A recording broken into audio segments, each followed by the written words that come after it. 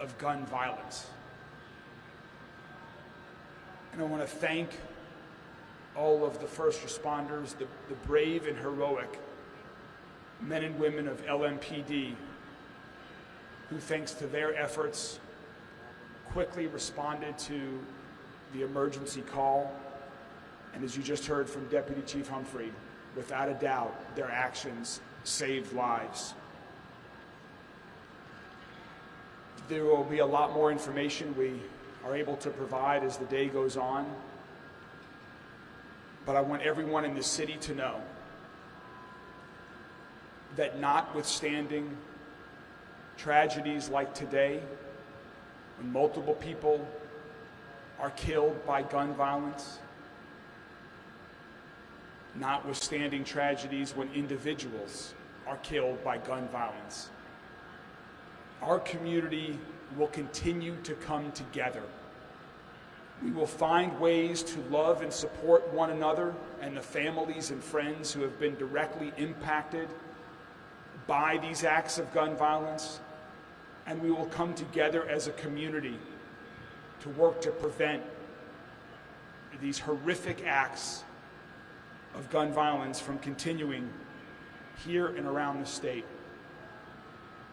I want to thank again everyone at LMPD, from the Louisville Fire Department, from EMS, from the state agencies and now federal agencies that are also involved. We are a safer community, we are a stronger community, thanks to the work of our law enforcement. And again, my prayers go out to the families who have lost loved ones today. My prayers go out to the officers who are at the hospital right now, and my thanks for all of them. Together, we will get through this together. Finally, I want to introduce Governor Beshear, who has joined us and who is assisting with the efforts. Governor?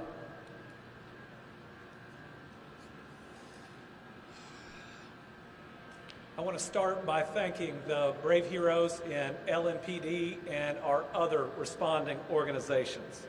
LMPD made it to this scene in a matter of minutes after receiving the call, and there is no doubt in my mind that their efforts saved lives and they put their own on the line.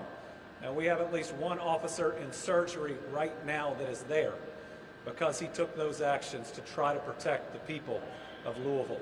I want to thank Louisville Fire, Louisville Metro EMS, and Emergency Management and the Louisville Sheriff's Office for the immediate response. They've now been joined by the FBI, ATF, Homeland Security, Kentucky State Police have requested the Louisville Office of Safe and Healthy Neighborhoods in this response. This is awful. I have a very close friend that didn't make it today. And I have another close friend who didn't either, and one who's at the hospital that I hope is going to make it through. So when we talk about praying, I hope people will.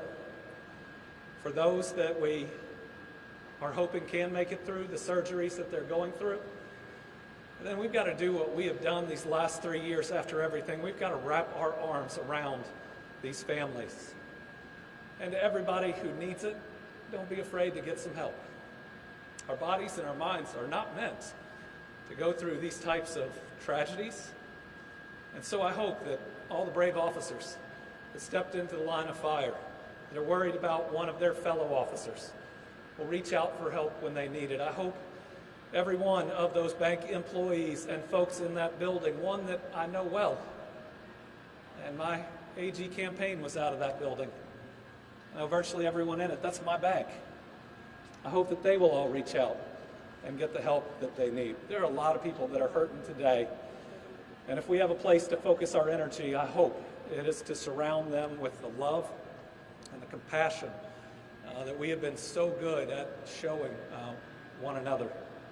I want people to know that while today is a horrific act, I do believe that this is a safe community with officers doing their very best each and every day, and that's what we saw here.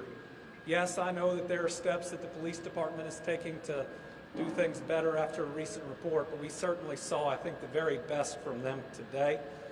And I want to thank them and all our other law enforcement officers for responding and doing their best to try to save some of my friends and many others. Thank you all.